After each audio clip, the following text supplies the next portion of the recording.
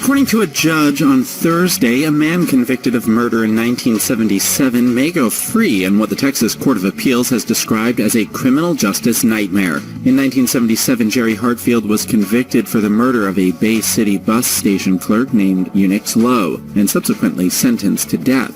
However, the conviction was overturned in a 1980 appeal which claimed a potential juror had been wrongly excused over doubts about the death penalty.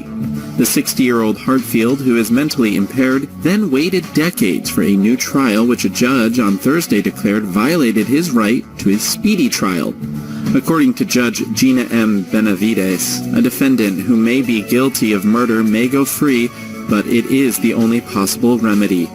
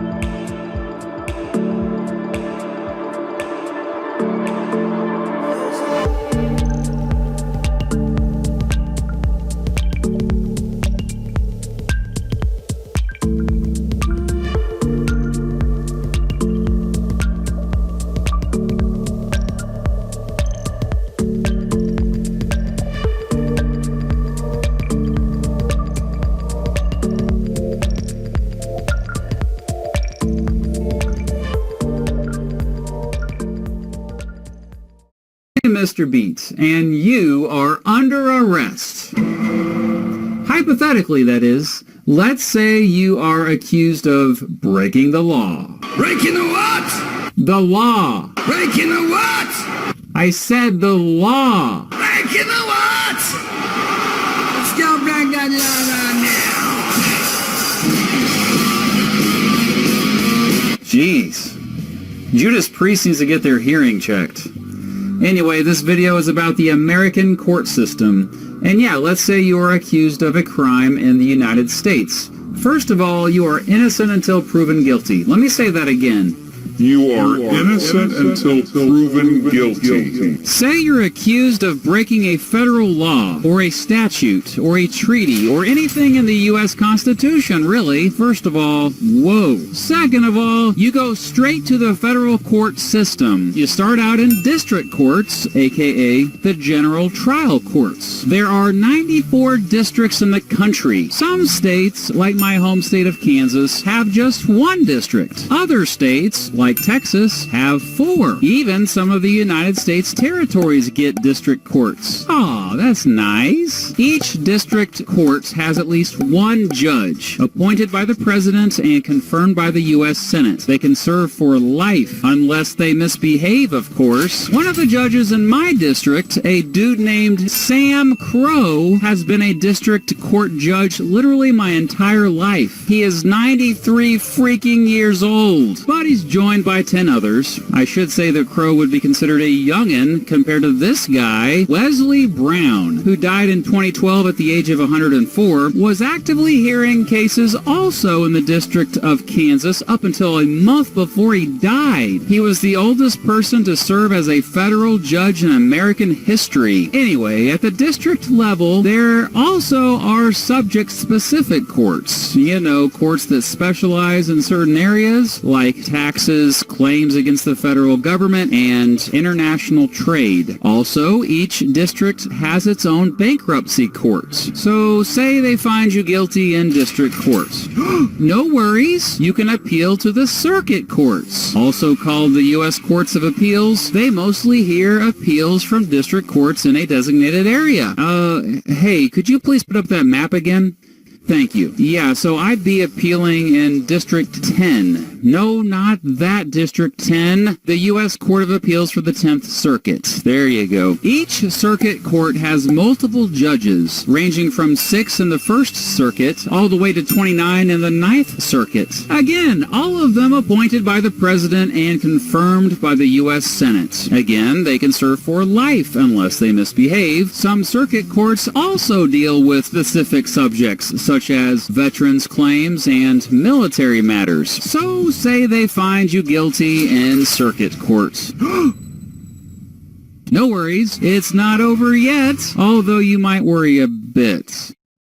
You can appeal again, this time to the highest court in the land, as they say, the Supreme Court of the United States, who meet in the Capitol, Washington, D.C. You've got to petition to them, basically suck up to them so they'll hear your case. The fancy phrase for this is a writ of certiorari. Unfortunately for you, less than 1% of all appeals are actually heard by the Supreme Court. It's made up of 9 justices, again nominated by the President and confirmed by the U.S. Senate. No surprise here, they can serve for life unless they misbehave, but who are we kidding here? No justice has ever been kicked out of the Supreme Court. Of all the 112 justices in American history, only one has ever been impeached for, get this, being political with his decisions. That was Samuel Choyce, and while Congress impeached him in 1804, they acquitted him later on, and he got to stay on the court. The Supreme Court hears between 100 and 150 cases each year. They meet beginning the first Monday in October, and depending on how busy they get, meet regularly until the next summer, usually until late June. Sometimes the Supreme Court will combine lower court appeals into one case, and sometimes cases even begin in the Supreme Court. This is called original jurisdiction, and one example of this typically happening is when there is a dispute between 2 states, like in the 1998 case, New Jersey v. New York.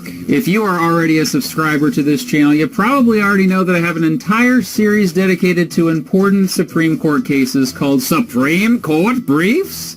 If you haven't heard of it, though, check it out for a deeper understanding of the Supreme Court, eh? If the Supreme Court rules against you, I'm sorry, you're done. However, the Supreme Court does have a regular habit of overruling itself every so often. For example, they said segregated public facilities were okay in the case Plessy v. Ferguson, but later overruled themselves with the Brown versus the Board of Education decision. Granted, that was 9 different justices by that time, but still. Okay, so now let's say you are accused of breaking a state law. Actually, that's the most likely scenario, because most laws that apply to you are state laws. State courts handle the vast majority of criminal cases in the country. While it's different in every state courts are usually common law courts, or courts where judges often use precedent, or previous judicial decisions, to interpret state laws. They are courts of, quote, general jurisdiction, meaning they hear all kinds of cases. Oh yeah, these state court judges, depending on the state or jurisdiction, may be appointed by the governor for life like federal judges, or appointed for a limited time, or elected. Actually, 90% of state judges are elected, and nearly every American who votes has no idea who they are, yet many of them vote for them anyway. So a judge will hear your case, which probably will be settled without a trial. You'll probably just say you're guilty, even if you're not. That's right, probably more than 90% of cases end in guilty pleas and never go to trial. But say you're lucky enough to get your case to trial. Similar to federal courts, state courts also have district courts, appeals courts, and Supreme Courts, although in some states the highest court is called something else. So say you are found guilty at every level in state courts. Well, you could then appeal to the Supreme Court of the United States, but the odds of the Supreme Court hearing your case from the state courts is even less likely than it was if it was in the federal court system. And you'll probably need a lawyer, or 2 or 3 or 4, to defend yourself in the legal system, and that gets expensive. In fact, if you do end up appealing your case, expect to spend tens of thousands of dollars. For serious charges, it's even more expensive. According to one report, the cost of a death penalty defense averaged $127,363.58 per case. So yeah, let's just say you want to sue someone. Well, that's civil court. You know, civil cases.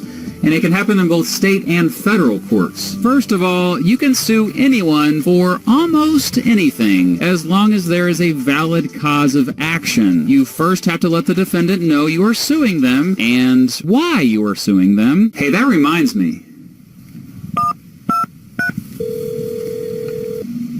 It's a good book. Hello? Hey, Steven. How are you doing? Oh, I'm great. How are you? Oh, great. How is the family? Just fine. How's yours? Oh, fantastic. I'm going to sue you.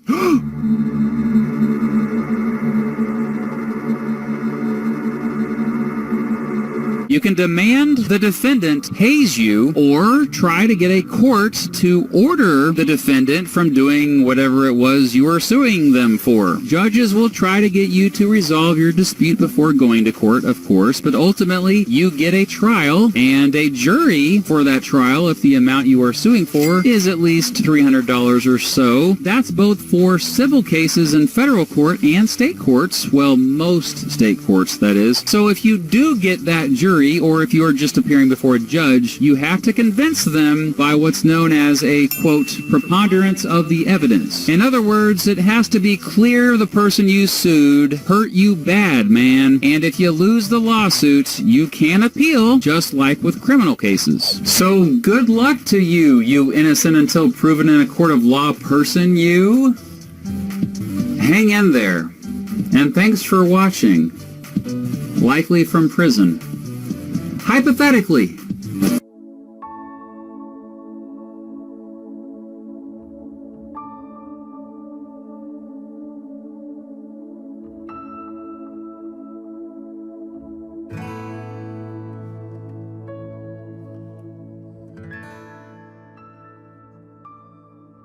In Anglo-Saxon England, the Christian Church was a powerful organisation and played an important role in law. In cases where there was not enough evidence to prove if a person was guilty of committing a crime, it was left to God to judge. God's judgment was revealed through a trial by ordeal.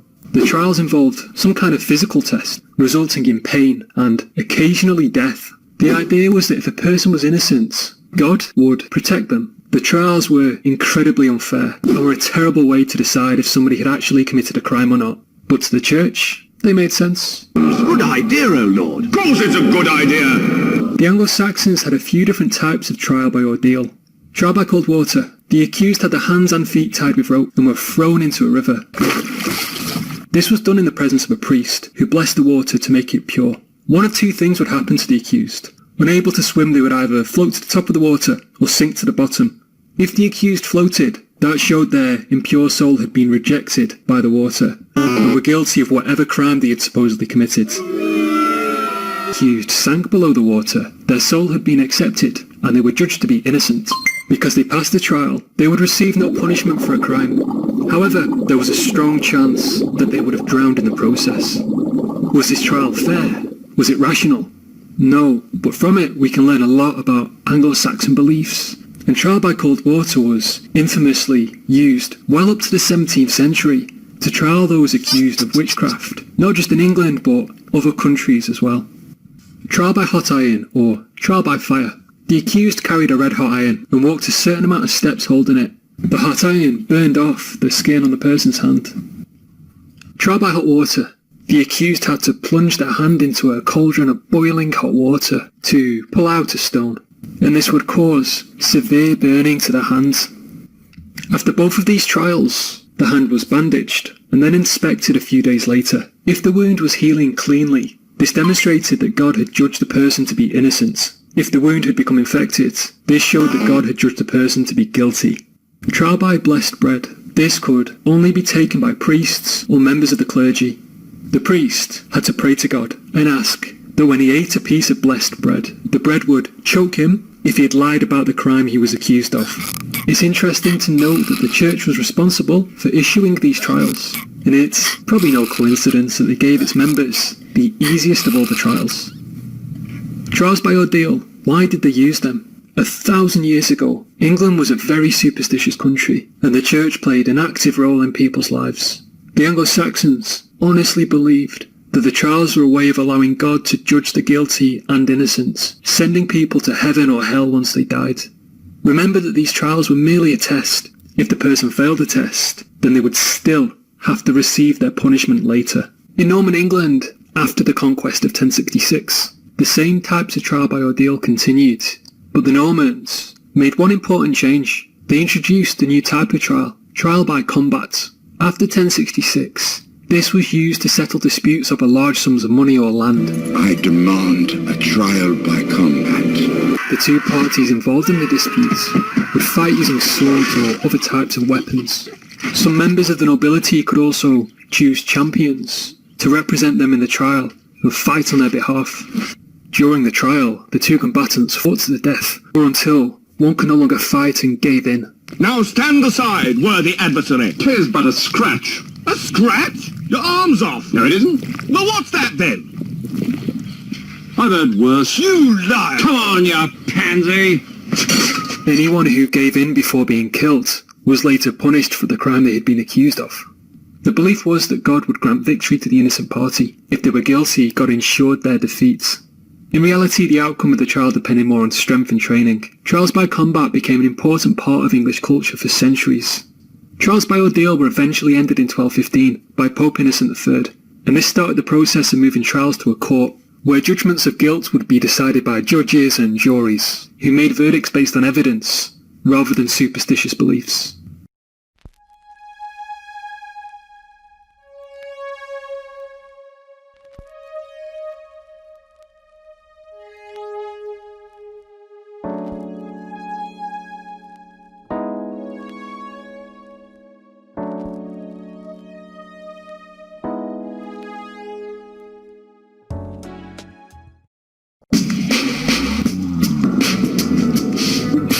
Being a Supreme Court justice is a once-in-a-lifetime opportunity, but it's still a job, and a grueling one at that. Here's what it's like being a Supreme Court justice. The day. The justices arrive around 8 a.m. and get right to work with their clerks. Each associate justice can have 4 clerks during a term, while the Chief Justice may have 5. The clerks will have culled through applications for the court to hear cases. About 7,000 to 8,000 petitions are filed each term. Justices and their clerks spend the morning discussing potential cases. The justices will make the final decision on whether a case should be presented to the other justices. Lunch is a collegial time free from discussion of ongoing cases or other controversial topics. Justice Ruth Bader Ginsburg has said that most days, Justice David Souter eats yogurt for lunch, although Justice Sonia Sotomayor has said he sometimes eats an apple as well. Sandra Day O'Connor, retired 2006, used to bring beef jerky, and John Paul Stevens, retired 2010, ate white bread cheese sandwiches sans the crust. Following their meal, the justices discuss recently argued cases. Later, they'll finish working on drafts of recent opinions so fellow justices can review the next day. Throughout the process, the justices exchange notes and debate the merits of each case until they arrive at a majority and a dissenting opinion, each written by a member of the majority and dissenting minority. Justice Ginsburg once noted that prior to her completing the majority opinion in U.S. v. Virginia, which ended the ban of women from Virginia Military Institute, the late Justice Antonin Scalia supplied her with his stinging dissent. His opinion, she said, made hers far better. The pay. Associate justices earn a salary of $255,300, while Chief Justice John Roberts makes $267,000. Retirement benefits are pretty good as well. Retiring Justice Anthony Kennedy can look forward to an annual pension equal to his highest full salary. Justices can also earn money from books and college lectures.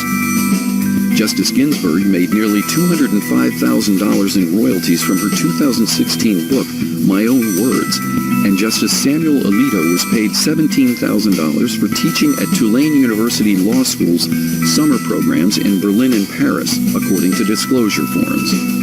They also make money from investments, though that can cause the occasional conflict.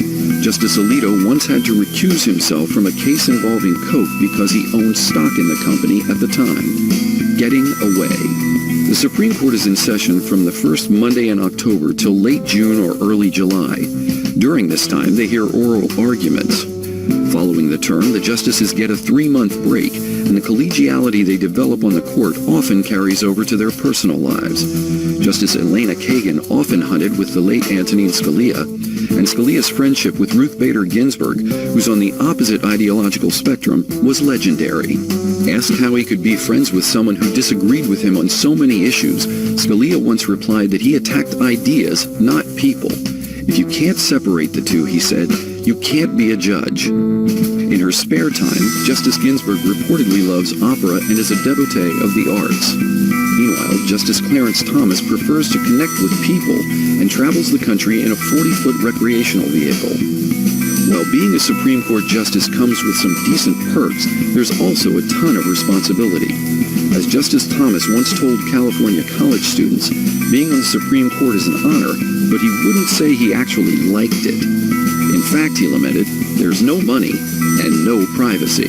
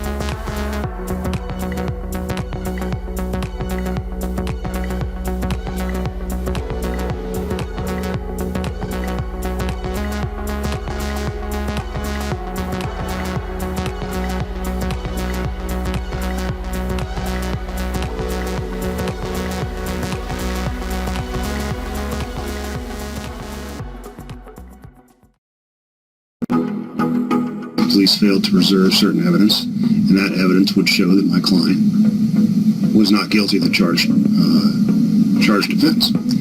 There's a couple witnesses that disagree with each other, and, well, this will go to show that my client was not doing what they said that they were saying they did.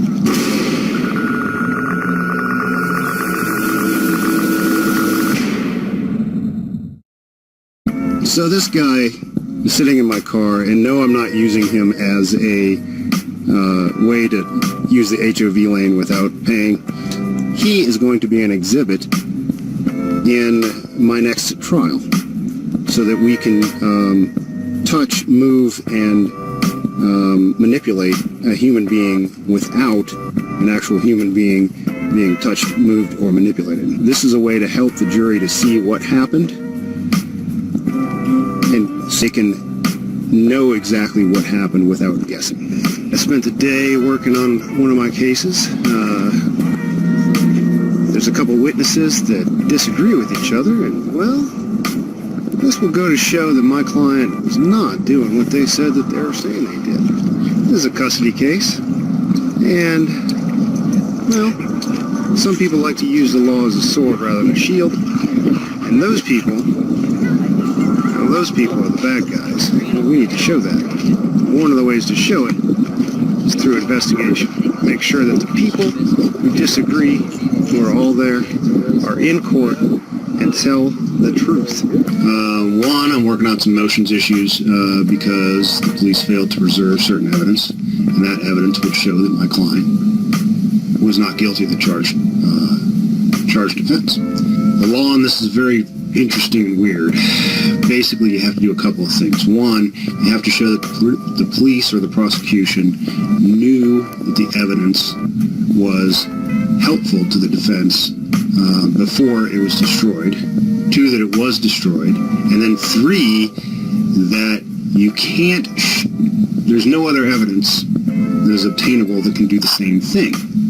Well, the weird thing is that if you can show that it was valuable to you before it was destroyed, you might lose on the third part because you can show that generally what that evidence is. What is it? It's evidence of drug use, and specifically it was evidence of use of a very powerful hallucinogenic that would prevent my client from understanding what was happening when things were happening. Still digging. The police knew that he was under the influence of some kind of drug and even named a drug that was very powerful. The police even indicated that they were bringing him to the hospital and would take blood to find out what was in his blood. Unfortunately, they never did such a thing. They brought him to the hospital, they brought him home, they never tested his blood, and that was the end of that. And now, although we have police officers that will suggest that he might have been on some kind of a drug, there's no real way to determine that for certain. And it's possible a jury would say, well, if you can't show it, then we're not going to believe it. My client is accused of doing something so many times that the DA and the judge just want to throw him away so that he can never do it again. He does the exact same thing over and over and over again, apparently. Nobody ever gets hurt, but some people are offended. My job at this point is to find a way to convince the DA and the judge that there's a way to solve this. It appears to be something is triggering him to do that he can't control. And nobody has tried to help him stop it. And I have the sense that he wants to stop it. I don't want to throw him away. I want to find a way to help him. That's a lot of what we do.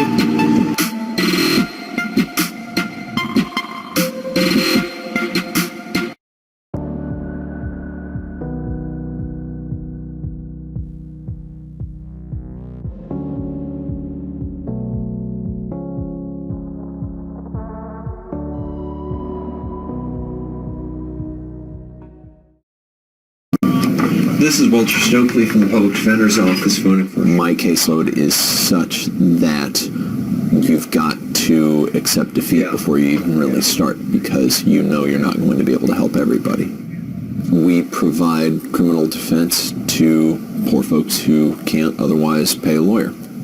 There's public defenders because the United States Constitution says that the accused shall enjoy the right to an attorney. Just getting my head out of a jury trial and was checking my voice messages, noticed. Right now I have clients numbering in the 60s. A jury trial means the week before is entirely dedicated to preparation, and then the week of the trial is entirely dedicated to the trial. That means if I'm in a jury trial, that's 2 weeks of nobody else hearing anything from me, and these are folks who are in jail, worried about losing their jobs, worried about not being able to make rent.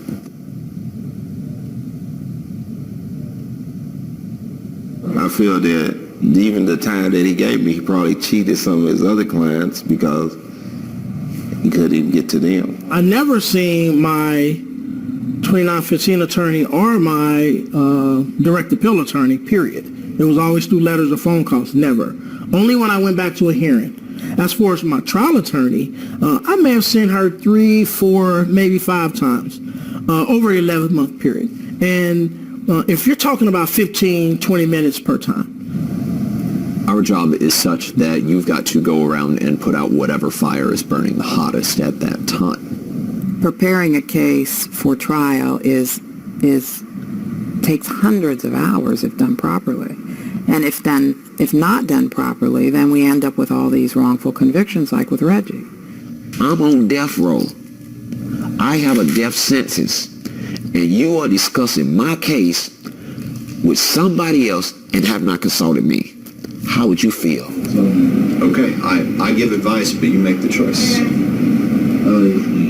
It is difficult for, I think, any of the attorneys in this office to accept when they're not able to develop a trusting relationship with the client. Thanks, Mr. Blair. For me personally, it is disheartening to say the least, and on bad days, it's absolutely hopeless. You know, your lawyer, that's the one person that you want to depend on. You really need him. But I'm saying, if he's not really on your team and on your side, you already done lost. I have clients generally incarcerated clients who believe that I am working for the prosecutor's office to try and get them convicted. You know, the thing is, if you compare them to the prosecutor's office in terms of the budget, in terms of the attorneys, in terms of the workload, there's no comparison. I mean, the PD's office is just incredibly understaffed, overworked, underappreciated, underpaid, and there's no reason for it. Another difficulty we have is that in Jackson County, we have a lot of violent crime. I am carrying several homicides right now. I have first chaired 2 murder trials in front of a jury since August. It presents a nearly insurmountable burden when I'm expected to provide adequate representation to 8 different people who are accused of murder alone, let alone my 50 or so other clients. More time. If she would have had more time and resources, I think she could have flushed out some of the things that led to my innocence or to my exoneration. When I don't have the time to start working on a case out of a gate, the practical effect of that is that surveillance tape that might help them goes away.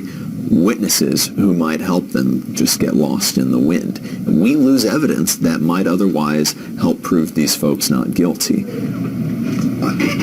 It's my goal to get over there to see him by the end of this week and talk to him about his case. What the caseload means for the clients is that their Sixth Amendment right to an attorney is watered down. Right? They are not getting an attorney. They are getting a sliver of an attorney. Well, this is like being helpless, you know. It's like you automatically feel you're going to prison.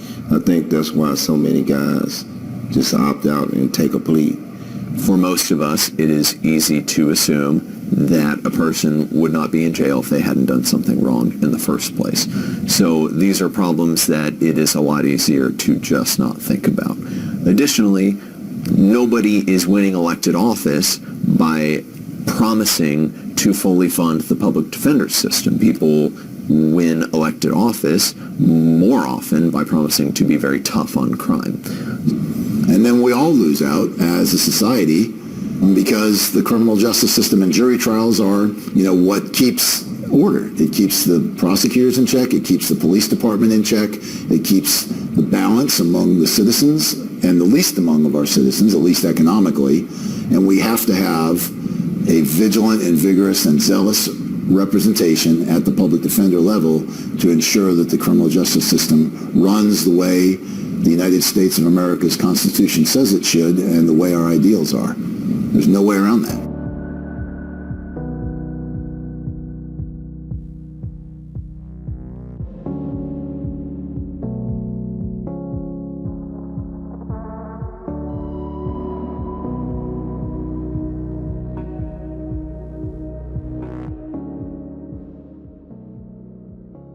We're now going to talk about an important Supreme Court case that reinforced the idea that states have to provide the same rights when people are arrested and accused of a crime as are guaranteed in the United States Constitution.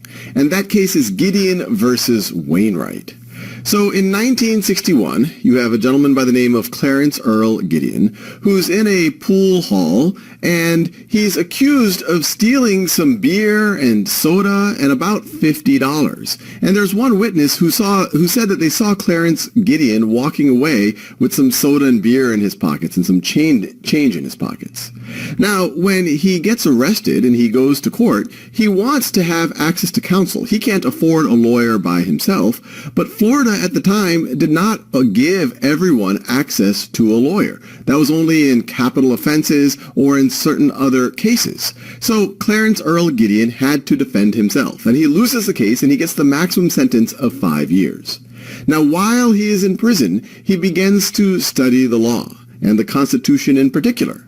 And he reads things like the Sixth Amendment, which say, in all criminal prosecutions, the accused shall enjoy the right to a speedy and public trial by an impartial jury of the state and district wherein the crime shall have been committed, which district shall have been previously ascertained by law, and to be informed of the nature and cause of the accusation, to be confronted with the witness against him, to have compulsory process for obtaining witnesses in his favor, and to have the assistance of counsel for his defense. So he's saying, hey, this is here in the Constitution. It's the Sixth Amendment saying that I need to have assistance of counsel for my defense. And he studies Section 1 of the 14th Amendment. All persons born or naturalized in the United States and subject to the jurisdiction thereof are citizens of the United States and of the state wherein they reside. No state shall make or enforce any law which shall abridge the privileges or immunities of citizens of the United States, nor shall any state deprive any person of life, liberty, or property without due process of law, nor deny to any person within its jurisdiction the equal protection of the laws. Well, he's saying here, look, the Sixth Amendment says that I have a right to assistance of counsel, essentially to have a lawyer that the state needs to provide, and the Constitution makes it very clear that no state can make or enforce a law which abridges my privileges, that they can't deprive me of life, liberty, or property without the due process of law, and part of that due process is to have access to counsel for defense. And so he petitions first the Florida courts, and they keep rejecting him, but eventually he writes to the United States Supreme Court. And in 1962, the United States Supreme Court decides to take Clarence Earl Gideon's case. And not only do they take his case, they provide a lawyer for him, and the lawyer is able to get a 9-0 verdict in Clarence Gideon's favor. And so that did not acquit him of the crime, but it says that he has a right to counsel. So back in Florida, he gets a retrial, and in that retrial, he has a lawyer, and that lawyer is able to question that one witness in depth that says that Clarence was walking away with soda and beer and change in his pockets, and create a substantial amount of doubt. And then the jury, after only an hour of deliberation, says, no, it hasn't been proven that Clarence Gideon is guilty beyond a reasonable doubt. And he is free. So this is an amazing case. One, it's amazing that an individual sitting in jail could learn about the Constitution and petition the U.S. Supreme Court and win that case that ensures that all 50 states have to provide legal counsel for the accused.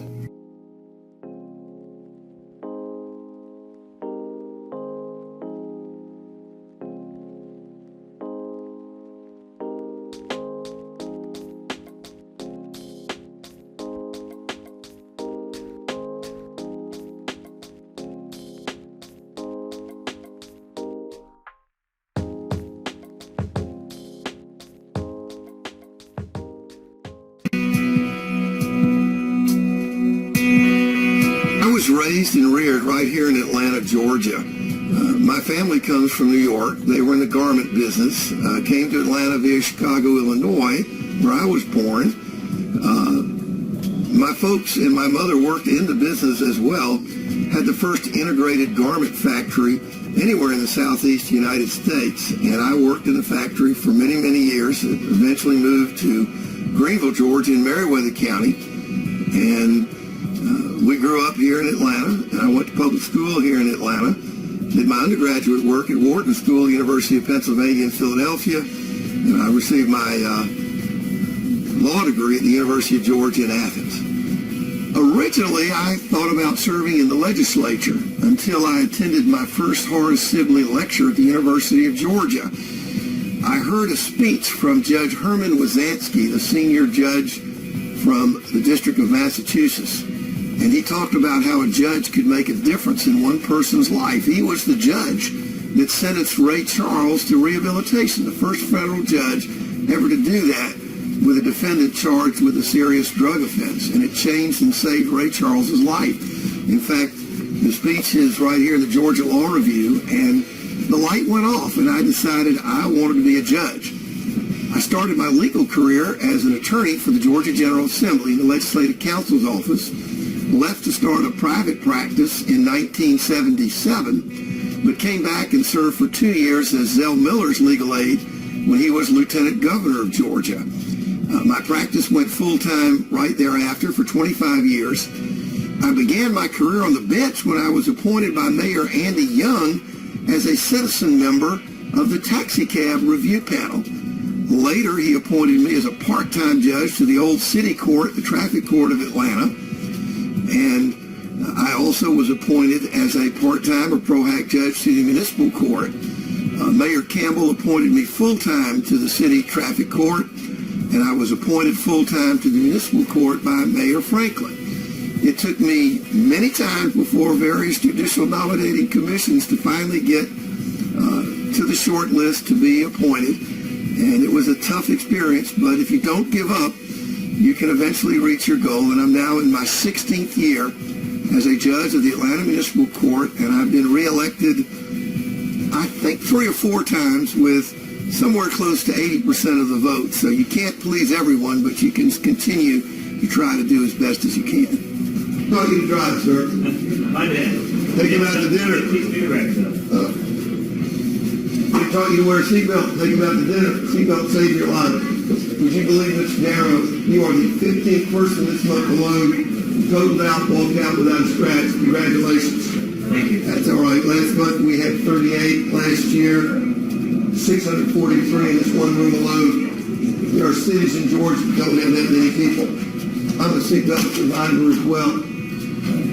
We keep church and state separate in this country, sir, but I preach the gospel of seatbelts. Ms. Childs, I will be back later this afternoon. Okay.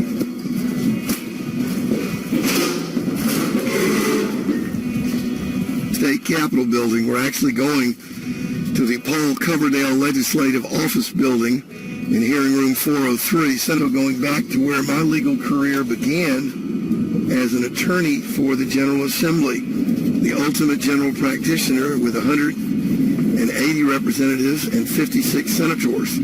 As an assistant in the Office of Legislative Counsel, you had 236 clients. And they would ask you to write all sorts of laws. The first law I ever wrote was a law to eliminate the excise tax on lightning rods. And then a representative came in and asked me to write a law to eliminate Saturday night specials based on the melting point of those weapons. And then a senator came in from DeKalb County, wanted me to write a law that a punishment for rape, all convicted defendants would be castrated.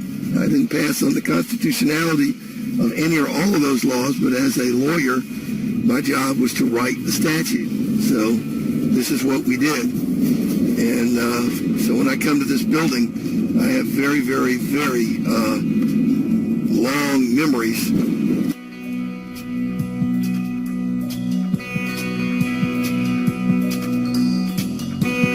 Administrative office of the courts, always, for all classes of court, they do a little video called The Day in the Life.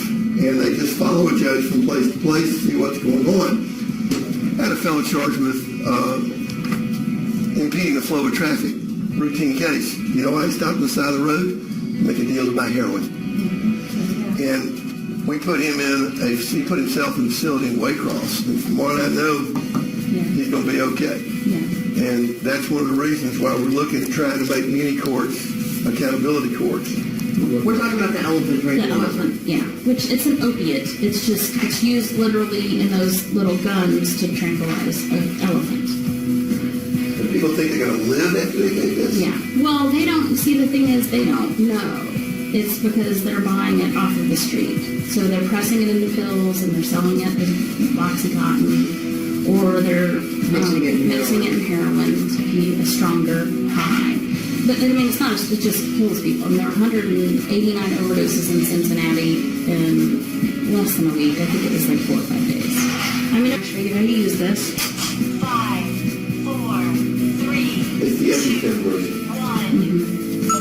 That's it. It walks you through it.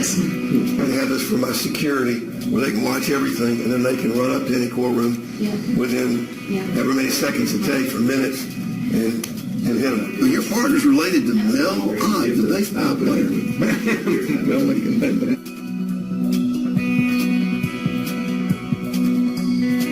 Gary Jackson, one of your new colleagues. Hi, Judge Jackson. Thank you. You got the call last night, didn't you? I did. I got the call last night. Now tell me all about it. Have your feet hit the ground yet?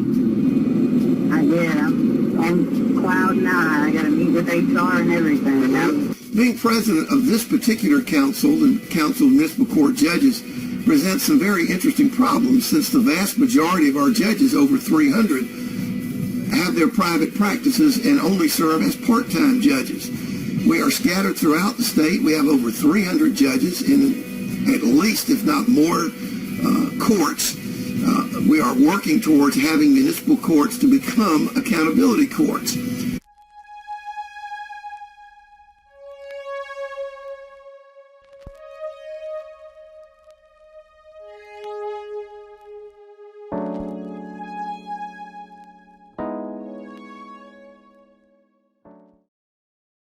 The most powerful person in the courtroom is the prosecutor. It's not the judge. We're used to thinking about the justice system as a triangle where you have the prosecutor and the defense lawyer down here, and they're on an equal playing field. And then it's the judge who's up here at the top of the triangle. But in fact, since the 1980s, we've really seen the balance of power shift in the American courtroom. And so prosecutors are now up here alongside the judge, and in a lot of ways, they have power instead of the judge.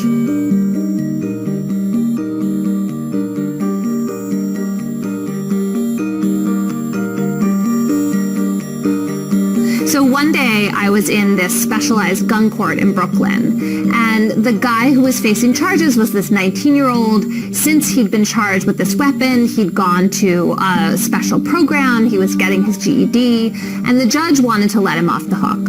So she said to the prosecutor, can you lower these charges from a felony to a misdemeanor? Because I really don't want to send this guy to prison. And the prosecutor said, sorry, no. And so the judge didn't have any choice. He ended up going to jail. And that, I think, really demonstrates how it's prosecutors, not judges, who are making these key decisions in the courtroom. So in the 1980s in the United States, there was a crime wave. This nation has been plagued by an outbreak of crime unparalleled. The rising tide of crime in our town. It has done such damage to Americans' traditional sense of personal security. People were worried about crime, and they wanted to increase punishments. One of the main tools that state legislatures used to do that were mandatory minimum sentences.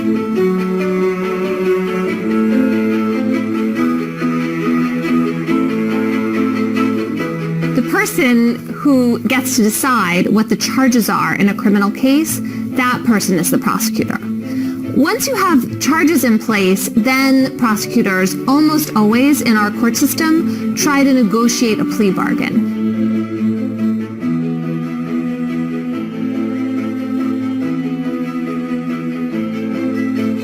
They're doing that to avoid a trial. Trials are really time-consuming, they're labor-intensive, and so at this point in our system, more than 95% of convictions are obtained through plea bargains. And again, the person who has the most say and power over a plea bargain, that person is the prosecutor. The judge has to basically rubber stamp the deal at the end, but the person who decides what charges to bring and then decides what deal to offer based on those charges, every time it's the prosecutor.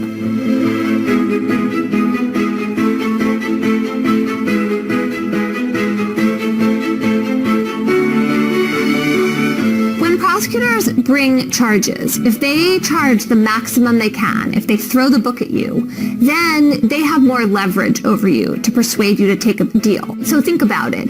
If you know that you did something wrong, and if you dare to go to trial, you could face 10 or 20 years in prison. But if you take the deal, then maybe you'll only go to jail for a year, maybe not at all.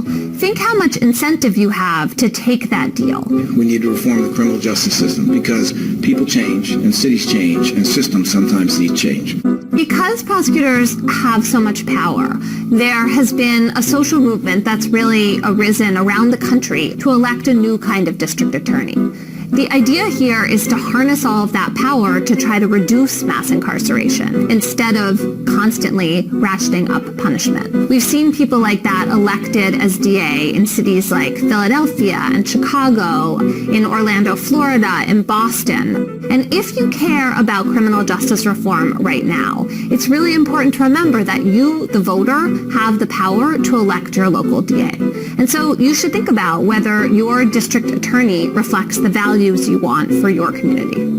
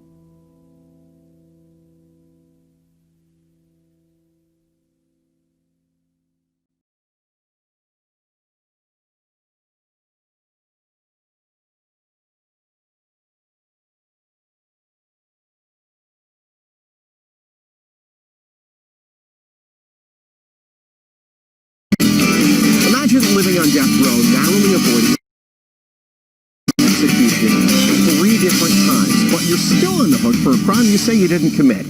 It's a reality that award-winning filmmaker Joe Berlinger is bringing to television that may very well spare one man's life. The investigation discovery docuseries Killing Richard Glossip. It airs Monday and Tuesday night, and here with more is Joe, along with Richard's defense attorney, Don Knight. Great having both of you gentlemen. Hey, thanks for having us. Good morning. So let's talk about the circumstances that landed Richard behind bars in the first place. Why is he there? Well, he's accused of having done a murder for hire. Basically, he was a manager of a motel in Oklahoma City called the Best Budget Inn. He had a maintenance man named Justin Sneed. The owner of the motel was a guy named Barry Van Treese. And the police alleged that Richard Glossip hired Justin Sneed to kill Barry Van Treese. Now, there's no physical evidence from the crime scene linking him to this crime. It's just the word of the confessed killer, Justin Sneed, who says that Richard hired him. What the jury didn't get to see is a very troubling interrogation tape that shows the police leading him along to implicate Richard Glossip. And in this short amount of time we have, to go into all the intricacies is difficult, but suffice it to say that in the 25 years I've been making films about the criminal justice system and television shows, I have not seen a case where there's been a more twisted, dark journey where everything goes wrong for the guy, and there is so much doubt in this case. We just cannot allow somebody to be killed until all of these questions are answered. That's what the show is demanding. The show is not demanding that we just open the prison doors now and let him out. The show is demanding that all of these questions be looked into by the authorities independent of Oklahoma to allow this, to allow the answer to before you kill somebody. Absolutely, and potentially innocent. And Don, obviously that's why you shine the light on it. And Don, you joined this pro bono. You joined this to help Richard. Explain how you got hooked into all this. That's true. Well, I got a call from my friend, Sister Helen Prejean, who came forward and said, Don, I think this man is an innocent man, and he needs help. He's never had lawyers who would help him or do a good job for him. Will you please take a look at this?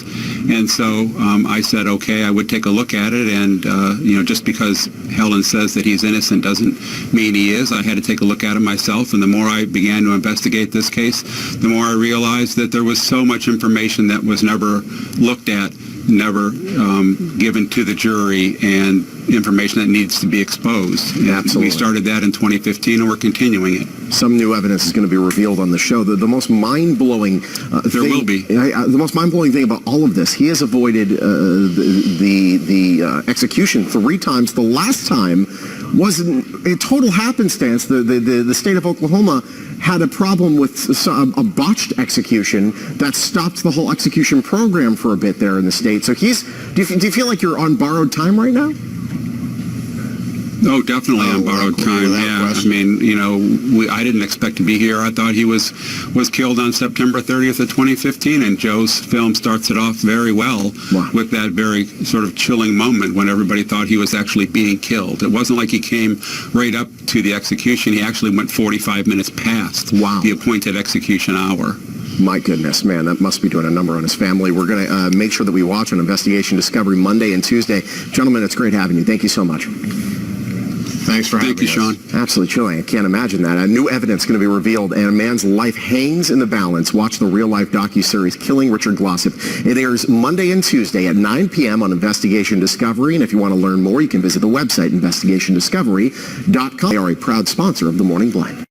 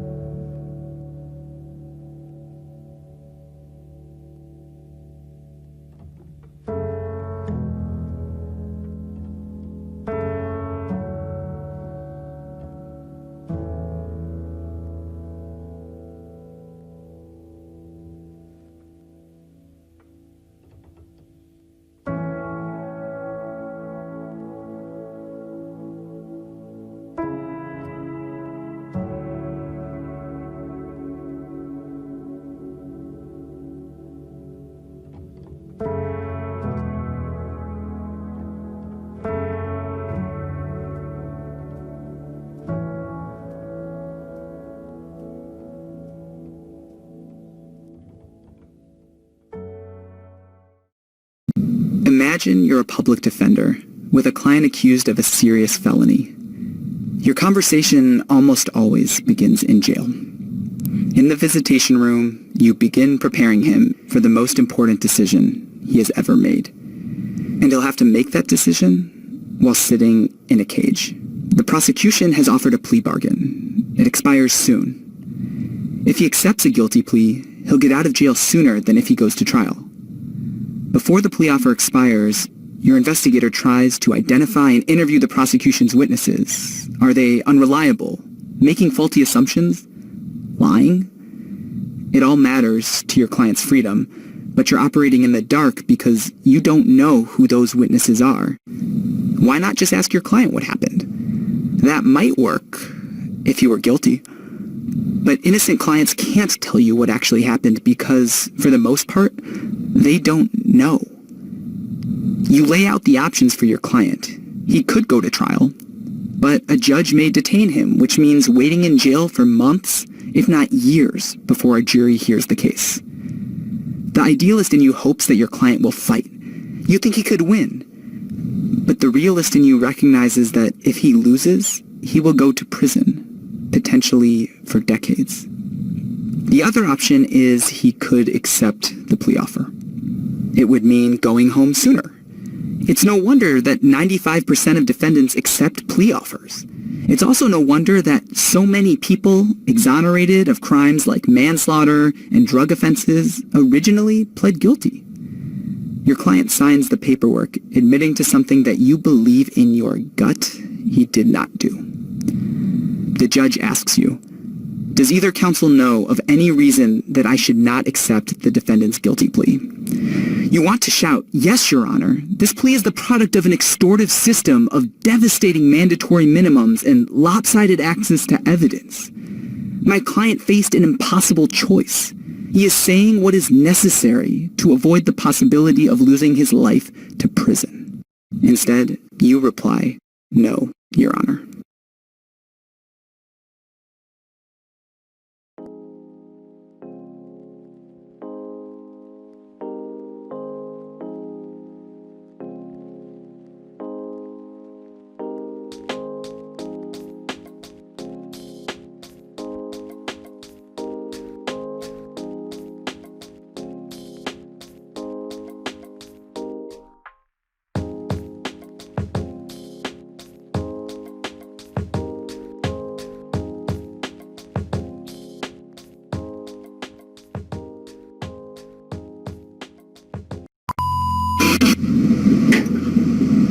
Good evening.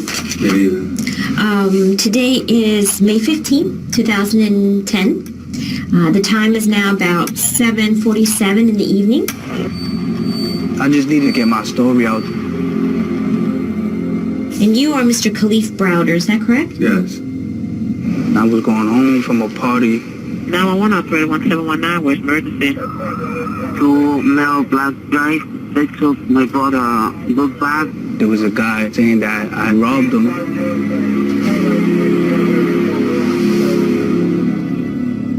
They said, we're going to take you to the precinct. Did you rob somebody in the beginning part of May, Mr. Browder? No. The time is now 10 to 8. This interview is concluded. They said, most likely we're going to let you go home. Rikers. Violent jails in the country. All right. Look what he's doing. Stop resisting. But then... What the fuck is wrong with you, man? I never went home. Khalif was my son. I know what he went through.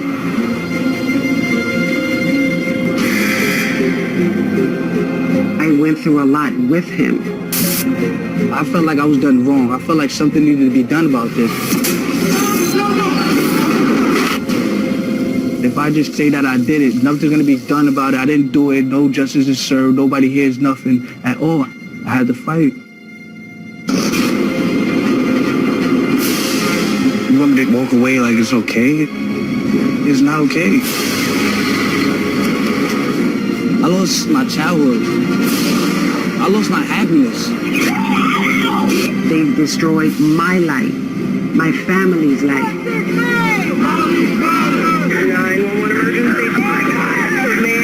This is supposed to be the greatest city in the world. And we're supposed to trust in this justice system. Where's the justice?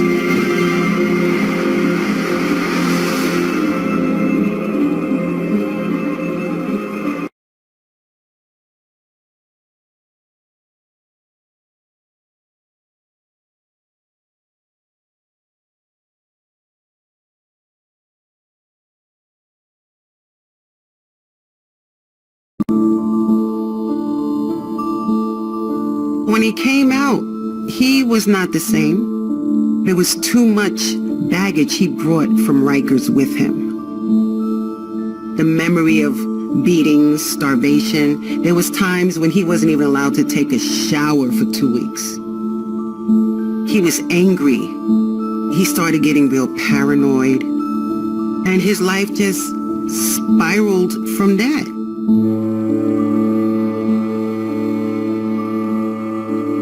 My name is Venita Browder, and I'm the mother of Khalif Browder.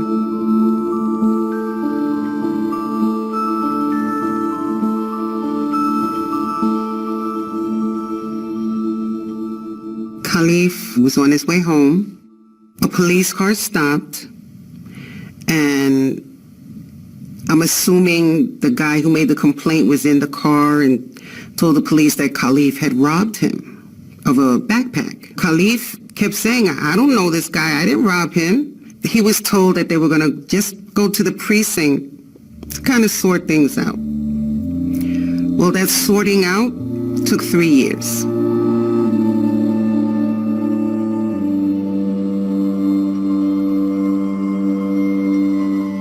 We went to court. We had a legal aid. And the legal aid told me from the beginning that it was a BS case. He said, don't worry about it, it's a BS case. But meanwhile, my son is being held at Rikers. He would tell me things when I would visit him about being beat. He told me, Ma, I gotta fight. If I don't, they're gonna think I'm soft. I gotta fight.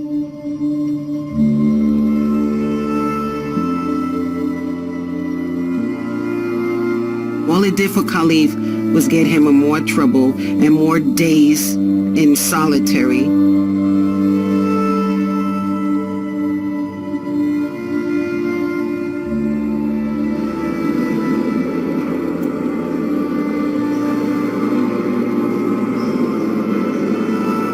Imagine being locked up 23 hours a day.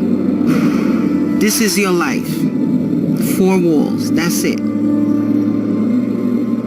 He couldn't take it.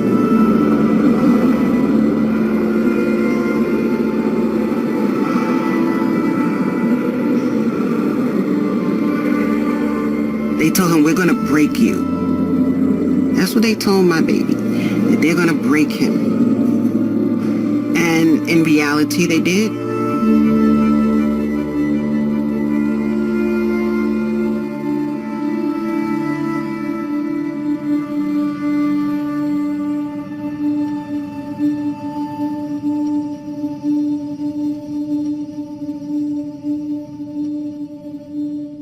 At first, you could see he was relieved that he was home. He could do what he wanted.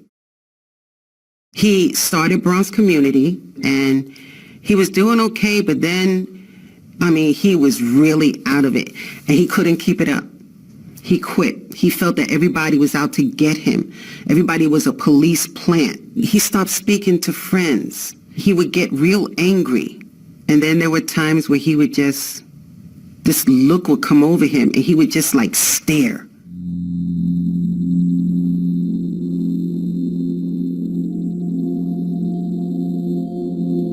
It was a Saturday morning. It was just me and Khalif, and I hear him upstairs doing all this moving around, and I'm like, maybe Khalif is positioning the furniture to get comfortable. I didn't pay attention, because when Khalif is upset, he paces.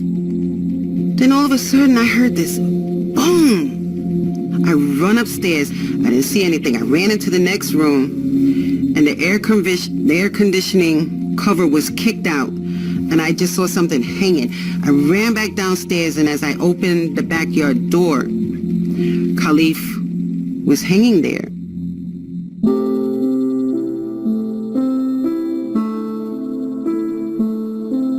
I miss my son. I miss him so much.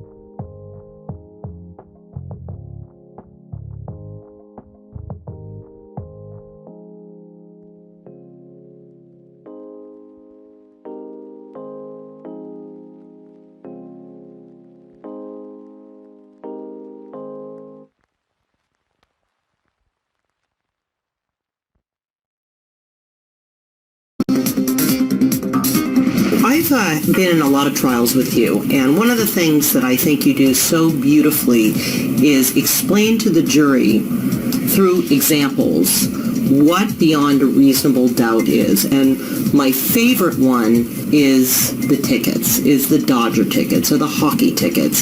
Can you please explain to our viewers how you explain to a jury what is reasonable doubt? Certainly. Certainly. The word is certain. The question is, are you sure of this? If it's, the proof has to be beyond a reasonable doubt. And it will say in the jury instruction, a reasonable doubt means a reasonable doubt. It's not a possible or imaginary doubt. A possible or imaginary doubt is that there's no Japan, that all the Nissans and the Toyotas that you see are actually made somewhere in British Columbia. But that's not a reasonable doubt. A reasonable doubt is a doubt that you act on. By acting on it, think of when you're going away on vacation. You know that the lights are off, you know that the oven's off, you're pulling out of the driveway, and you stop and you go back in to make sure the oven's off.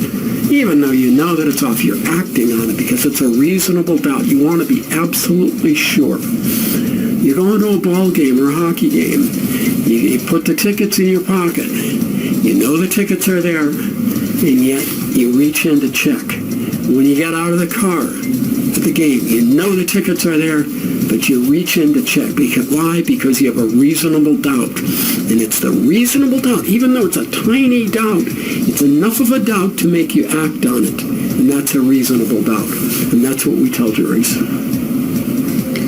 The best inside information you can ever get as to what the court process is about, what a jury trial is, and all the things you need to know about our criminal justice system.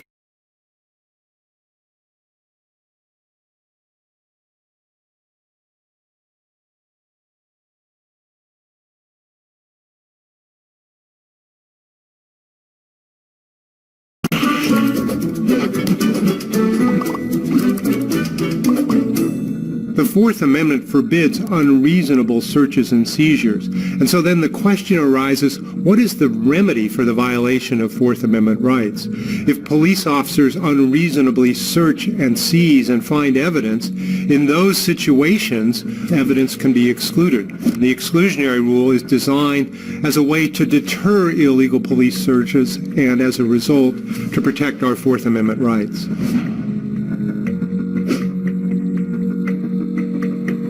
For many years, the Fourth Amendment was not interpreted as having an exclusionary rule in it, but the Supreme Court had said that questions of the remedy for the violation of Fourth Amendment rights raised questions of a different order.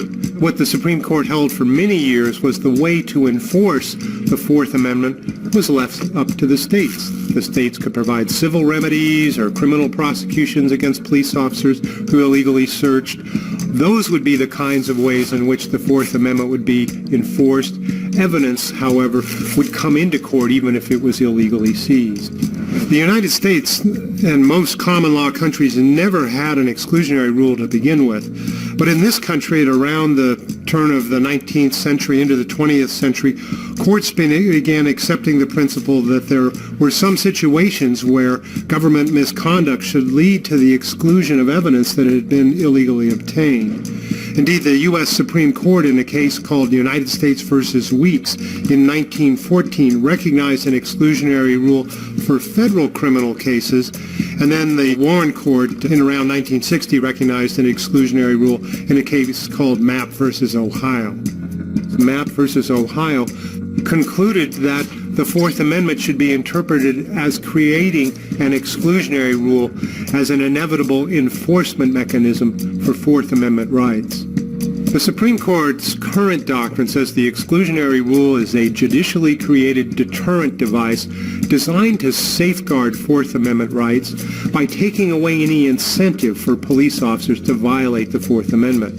The basic idea is this: if the cops know that if they violate the Fourth Amendment, the evidence they find is going to be excluded, then they won't violate those Fourth Amendment rights to begin with. In other words, instead of maybe breaking into a house to get evidence, they'll go get a search warrant. They'll conduct the search in a lawful way because that's the only way in which they can be sure that the evidence they find will be used and admissible in court.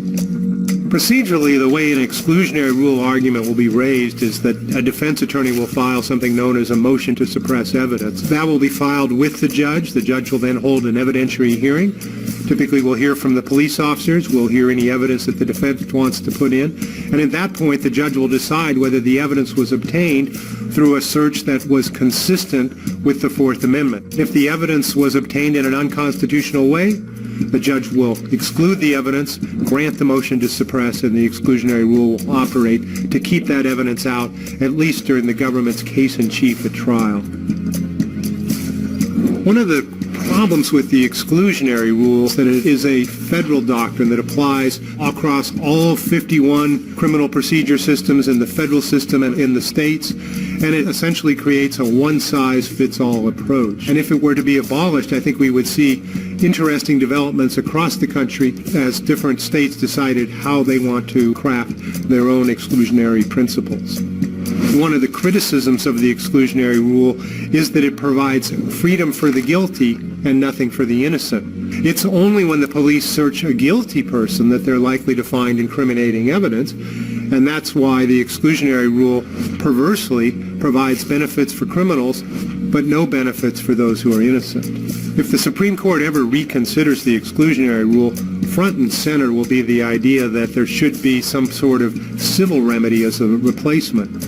No one suggests that the police should get off scot-free if they illegally search someone. If you look at the Bill of Rights, what are the enforcement mechanisms for other constitutional provisions?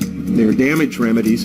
And then isn't it the logical conclusion that damages remedy should apply to the Fourth Amendment, no less than it applies to other provisions of the Constitution? The exclusionary rule has been part of American constitutional law for now more than 50 years, and so when you think about the doctrine of stare decisis and more broadly the common wisdom that if it ain't broke, don't fix it, there's a case to be made for retaining the exclusionary rule.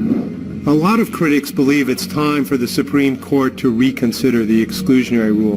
The Supreme Court created the exclusionary rule more than 50 years ago. There have been a number of intervening developments since then. And given those changes in modern American law enforcement, do we really need an exclusionary rule as a way of enforcing Fourth Amendment rights?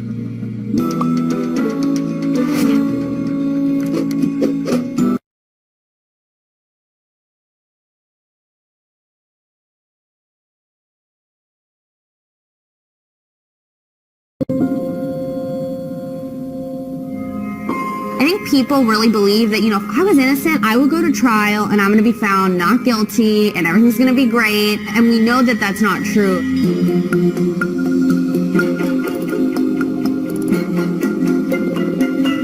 Mandatory minimums are scenarios where if a client of mine is convicted of a particular crime, a judge has no discretion but to sentence that individual to a mandatory minimum sentence. Typically it's a prison sentence. Oftentimes it's a life prison sentence, and it doesn't matter what the client's background is, what their prospects are for rehabilitation. Mandatory minimums are how a prosecutor coerces or scares my clients into pleading guilty. They don't risk 20 years. They're innocent. They didn't commit the crime, but all of a sudden a trial becomes a crap shot of an all or nothing equation. That's not a system that's based in truth. It's not a system that's based in being fair to people. It's a system that is just letting prosecutors wield their power however they please.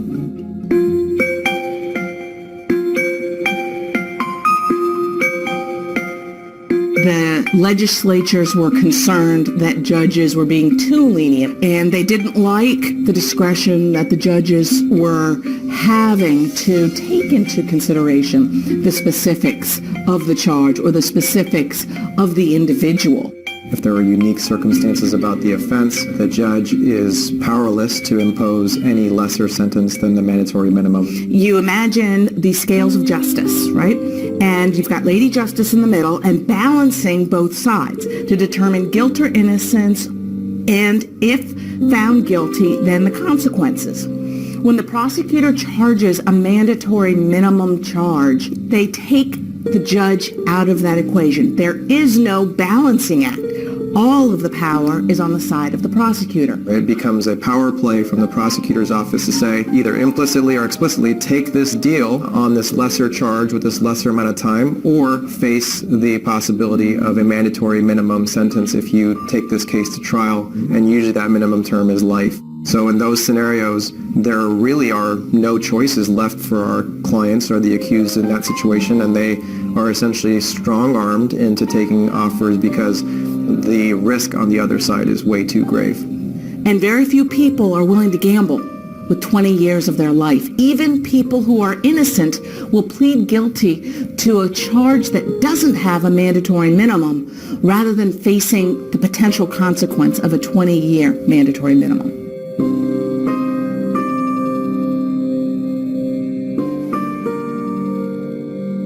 Since 1980, the prison population has more than quadrupled. To put that into perspective, that means 1 out of every 100 adults is locked up. I'm not aware of any evidence that mandatory minimum prison sentences increase public safety or restore victims of crimes any better than alternative sentences or provide better rehabilitative means. In fact, I would argue that what ends up happening is we have people that are serving disproportionately long prison sentences for crimes they committed as young people, 18, 19, 20-year-olds, that don't need to be in prison. They are no longer a risk to the community. They've been rehabilitated, and they are ready and fit to come back into our communities. One of my colleagues had a case where his client was charged with a burglary of a dwelling. In this case, no one was in the home. It actually belonged to a family member of his. There was some evidence that he wasn't supposed to be there, and he took 1 can of beer. So they were able to charge it as a burglary. And due to the mandatory minimum requirements in Florida, that client went to trial, was found guilty, and got 15 years for going to a family member's house and taking a can of beer. Mandatory minimum sentences are one size fits all. There's no room for nuance. There's no room for circumstance. There's no room for the background of the offender to be considered.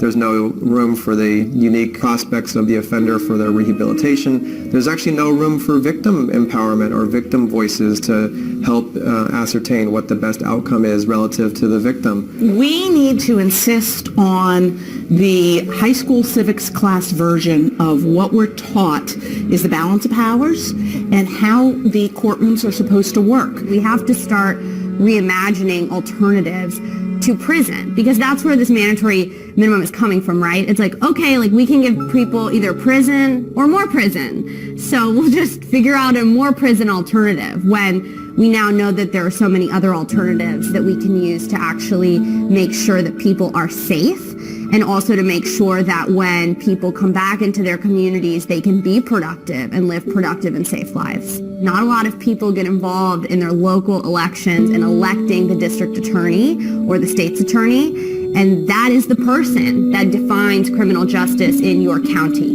If you are in a county that is having a prosecutor's election coming up, please educate yourself about who those prosecutors are. If you really want to change the law, because that's where mandatory minimums come from, start to find advocacy groups in your area that are working on that and lobby your legislators, tell them that you don't believe mandatory minimums are right. And, we have to have a long-term goal of changing the law.